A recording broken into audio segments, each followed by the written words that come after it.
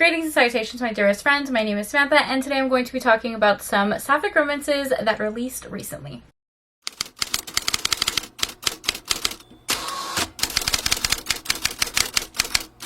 Hi, hello, how are you? Hi, hello, how are you? Welcome back to my channel and happy Pride Month, besties! Today we're going to be talking all about sapphic romances. My favorite thing of all time. I actually just filmed a sapphic romance recommendation video that I will leave down below. Today is a more casual video where I'm going to be talking about some new releases, which I thought would be really fun. I did this video a couple months ago where I did like a roundup of releases that had come out within the past couple of months, and I thought I would do another video about all of the books that have released since then. This is mainly releases from the month of May because we had a lot of new sapphic romances last month. I haven't read all of the books that I'm going to mention. A lot of these are on my TBR or I am reading currently. This is more of a casual chat about some new sapphic romances that have caught my eye, are on my TBR, and that have come out recently. I'll briefly go over the plot and what day they were released. If you have read any of these books and really liked them, please let me know in the comments down below, but let's go ahead and dive in. Okay, so the first one I want to talk about sounds so cute. Just like based on the cover, it looks absolutely adorable, and it released April 8th. This one is called Roll for Love by MK England, and it is described as a sapphic contemporary romance with a second chance romance trope. I do think this one is technically YA though, because our characters are a little bit younger. It follows our main heroine who returns back to her grandfather's farm, and she ends up reconnecting with her childhood best friend. She actually ends up joining her friend's Dungeons and Dragons group, which I think is so fun. She's always had a crush on her best friend but never really wanted to ruin their friendship, but now they're spending the entire summer together and it follows their romance. This definitely gives like coming of age, fun summer romance vibes, and I love that. So this one sounds very cute. Another one that gives very similar vibes and was also released on April 8th is I Love You S'more. That name is just so stinking cute to me. This one is described as a sapphic rivals to lovers romance. So our heroine Ivy goes through a pretty heartbreaking and public breakup with her ex-girlfriend. I think her ex-girlfriend was some kind of celebrity, and it was a bad breakup. So she decides that she needs a fresh start, but she also kind of wants to escape. So she signs up to be a camp counselor at a summer camp. Really interested in running the camp's like musical production, but she ends up bumping heads and not really getting along with the camp's co-director Rin. Two of them were actually really close friends years ago, but their friendship ended up really poorly, but now they're having to learn to work together, and it follows their romance. This one does seem like a really fun summer read, but based on the reviews, a lot of people are saying that the romance is a little bit more of a side plot, slow burn type of situation, which isn't a bad thing whatsoever, but just like letting you know going into it, it really is focusing more on the character development, and the romance is just like a bonus. A lot of books were released on April 8th apparently, because the next one was also released on the date, and it's called Flirting Lessons by Jasmine Guillory. I actually have read a Jasmine Guillory book, but I think this is her first queer romance, which is really exciting, and I genuinely don't know much about it because it was described to me as a queer version of Dirty Dancing, and that's all I need to know. That is quite literally all I need to know. I love that movie so much, and the fact that we're getting a sapphic version of that or something similar, I don't need to know the rest of the plot. Like, I am hooked. So very excited to read this one. This is one like out of this list that is like at the top of my TBR. The next book released on April 17th, and it is called If We Were a Movie, and this is another kind of coming of age YA sapphic romance. This one sounds really cool because it has like an academic rival type trope. This one starts off by following our heroine Rochelle, who is really focused on becoming valedictorian. However, her resume kind of needs a little something extra. She decides to get a side like summer job to put on her application, and ends up working at this movie theater that is really well known in the community because it is Black owned, and she's really excited to work there. When she gets there, she realizes another girl at her school works there. That is where our other heroine Amira comes in, and the two of them are academic rivals. They're both kind of competing for that valedictorian spot, and not only is she now working with her, but Amira is also her boss. It ends up following like their enemies to lovers, academic rivals romance. They realize that they do really have a lot in common, and just another fun summer read. Alright, so this next one is totally different because it's not YA, it's not contemporary, and it's actually a dark sapphic romance, which is a little bit more my speed. I actually just checked this one out on Kindle Unlimited. This one came out April 24th and has a bunch of tropes that I absolutely love, so I'll kind of run through the tropes real quick. It's a dark academia sapphic romance with a forbidden romance and forced proximity because our two heroines are actually stepsisters. It's given taboo. It's given dark romance, and I'm really into it. I don't want to look further into the plot because I literally just checked this one out on Kindle Limited, so I just want to read it and enjoy it.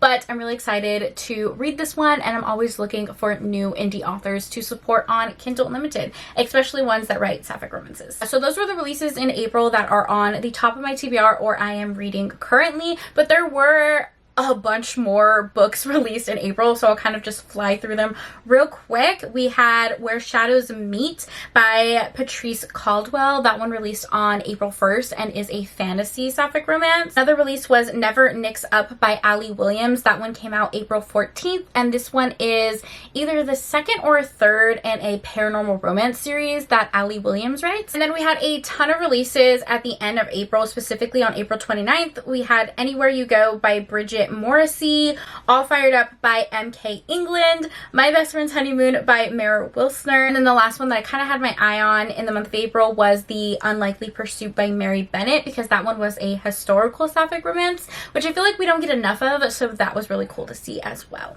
Sorry if I keep looking down at my phone, but there's so many books I want to mention, and I just like don't want to mess it up or forget about any of them. On May 1st, Claire Ashton came out with another book in her Oxford romance series, although this one can be read as a standalone. First of all, absolutely adore this cover. Like, I think it's so cute, and this one really does sound interesting because it follows a romance between our two heroines who are in a new stage in their life. They're both a little bit older. They're in their 50s, I think. Both of our heroines are also recently divorced, so they're kind of like at a stage where they're almost like re-finding themselves and finding their happiness. Our two characters have not always got along, but they realize they have so much in common, and it ends up following their romance. It sounds absolutely amazing. I cannot wait to read this one. We had a couple of contemporary sports romances that came out. The first, on May 6th, we had All's Fair in Love and Field Hockey. This one is described as a YA romance with an enemies to lovers trope. The next sports romance that came out is called Learning to Fall. This one sounds really interesting because it actually has to do with roller derby. I don't think I've ever read a book with that sport in it. It starts off by following our heroine Cassie, who goes through a breakup, and when it happens, she like realizes that she's not actually upset. Like, she doesn't really care that her boyfriend and her broke up. Obviously, this has a little bit of a bi awakening trope in it where Casey meets our other heroine and joins her roller derby team, and it ends up following their romance.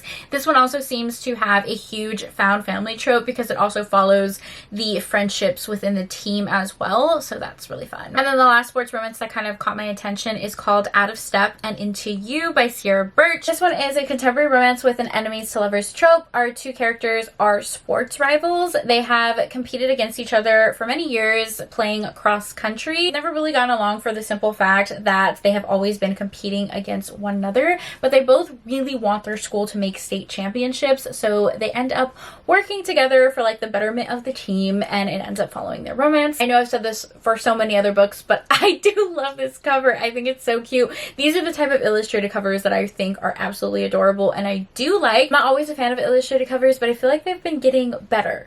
And all of these sapphic romances just look so cute. The next book is another contemporary romance, and it is called Kiss Me Maybe by Gabriela Games. This one starts off by following our heroine Angela, who is a librarian. Our heroine actually ends up going viral because she mentions that she has never had her first kiss. So she decides to do like this elaborate kind of like scavenger hunt type of series on social media. At the end, she is going to find the person that is going to be her first kiss. Our heroine also identifies as being ace, so this does have some asexual representation. As she's kind of doing this series on social media, that is where our other heroine comes in. She is a local bartender that our heroine is friends with and also kind of has a crush on, and it ends up following their romance. This one sounds so cute. I love that it has ace representation, and it just sounds like a good time. There are 2 fantasy sapphic romances that really caught my eye and released in May. So first we had Brighter Than Scale, Swifter Than Flame, and that one released on May 6th. This one is described as a sapphic fantasy novella. Then on May 20th, there was a new release called Those Who Burn the Brightest by Kayla Morton, and oh my god, this cover is stunning. I literally know nothing about this book other than the fact that it's a sapphic fantasy, but look at this cover. I don't even need to know the synopsis. Like, this cover is selling me alone. Alright, I feel like this video is getting really long, so let me go ahead and just breeze by all of the other releases that came out in May that kind of were catching my attention.